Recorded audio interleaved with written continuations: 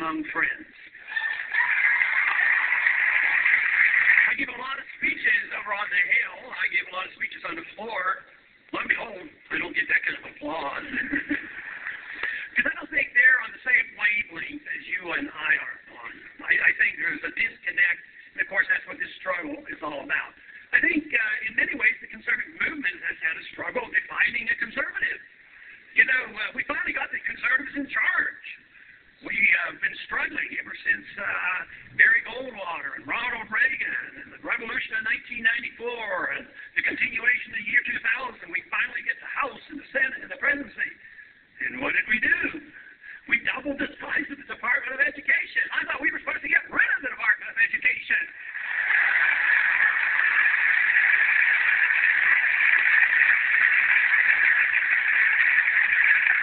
So I have a few suggestions on how you can identify a conservative.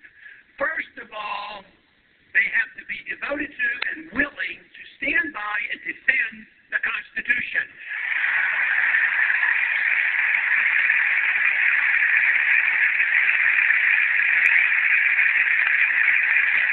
And of course, there's another position they ought to take. Many have. Many in this room will take that position, but it is absolutely necessary. A good conservative will start talking about and preaching on why we have to get rid of the Federal Reserve System.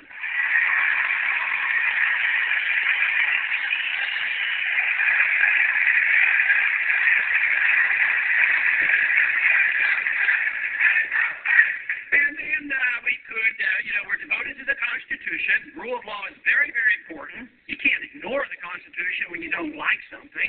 What you have to do is, if you don't like it, you have to amend it. And I would like to make some amendments. I would like to remove two of them, the 16th and the 17th Amendment.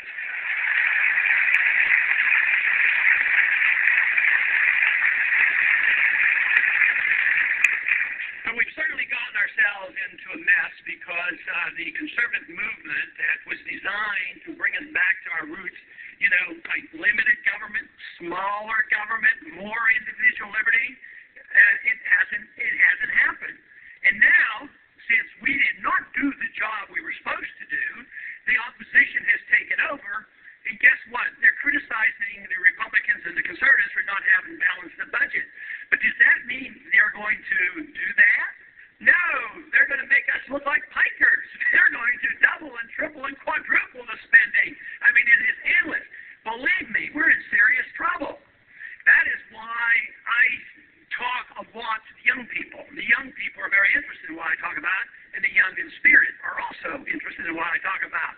But the young people especially are interested because they know what they're getting. They know they're getting a bad deal. They're getting nothing but debt. In the past 12 months, our national debt went up $1.5 trillion. And next year it's going to be more. They're hoping it'll be 1.7 this year total. Then it could be 2 or it could be 3. The numbers are irrelevant. And we're in an atmosphere now where if we can accept the idea that the taxpayers can pay and bail out everybody on Wall Street, but bail out the banks and big business, there is nothing that can't be, funded. Nothing that can't be appropriated. Everything will be appropriated. There will be no cuts.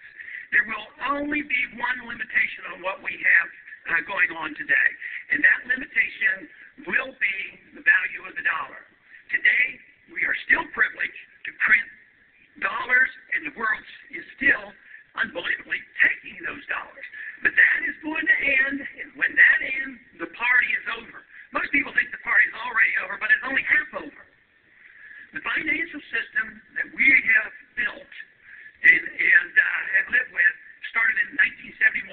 It was the dollar standard. The fiat dollar standard, the financial system has been totally built on that system. And it was doomed to fail. Matter of fact, it was that very day in August of 1971 and August 15th when the Bretton Woods Agreement finally came undone and the last link to gold was removed, that I knew we had embarked on the course that we're on today. But that system that built this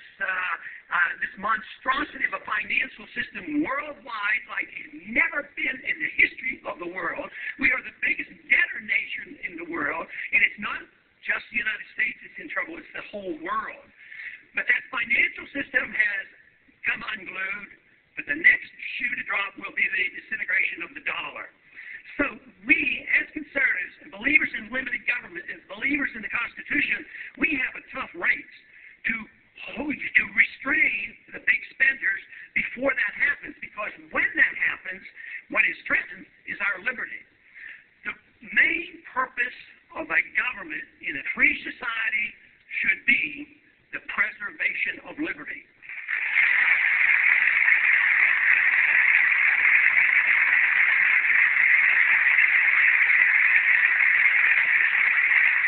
Fortunately, we live in a country that knew something about that and emphasized that in our early years, but we have forgotten it.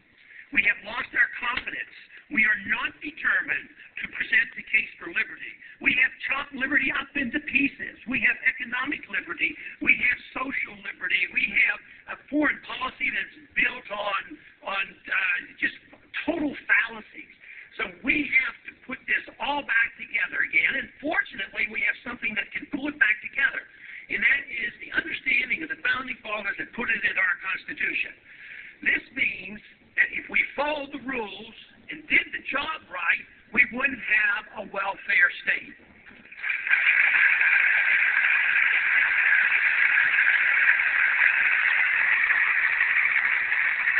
The job that we have, we as believers and those who spread this message, the job we have is to present this case and still prove that we are the humanitarians.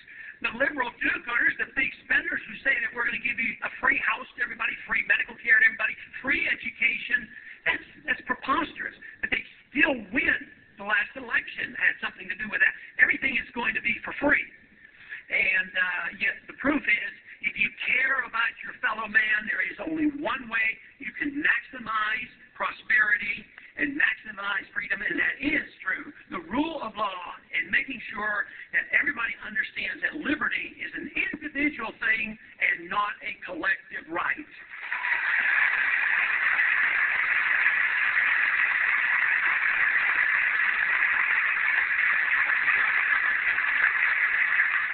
If we want to get our house in order, we have to address the subject of foreign policy. There was a time when conservatives had a completely different foreign policy. Back in the older days, back when we had a Robert Taft and others, they had a different understanding about what our foreign policy ought to be. You know, they were so old-fashioned, they believed we had to follow the Constitution, and it was designed to defend this country. Nothing more than that. Not the giving away of our sovereignty, not to listen to the UN and the World Bank and the IMF and the WTO. We don't need any of those.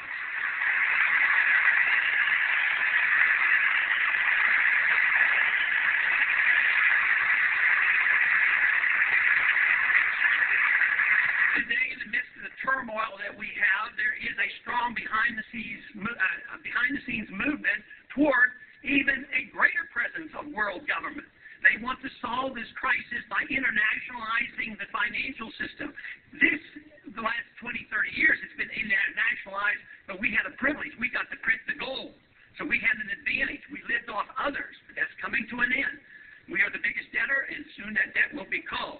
But when they are trying now to put this together and they're going to internationalize it, it is going to be more of the same internationalism, WTO, and regulations and banking system. The only thing that we have going for us, it is impossible for that system to last and to work, because you cannot have a fiat system, whether it's a single country or an international government, to make paper money work. That is why the money issue is so important.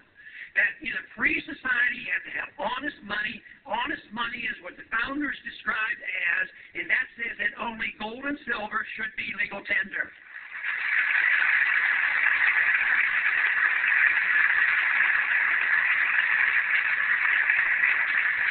So we ought to address the subject of foreign policy. Part of the reasons why we lost this last election was the foreign policy issue. Generally speaking, the presidential candidate who argues the case for less warmongering will win the election. And, of course, Obama took the advantage of it. You know, he says, I'm going to end the war in Iraq, and I'm going to bring those troops home and solve all the problems. And he won the election.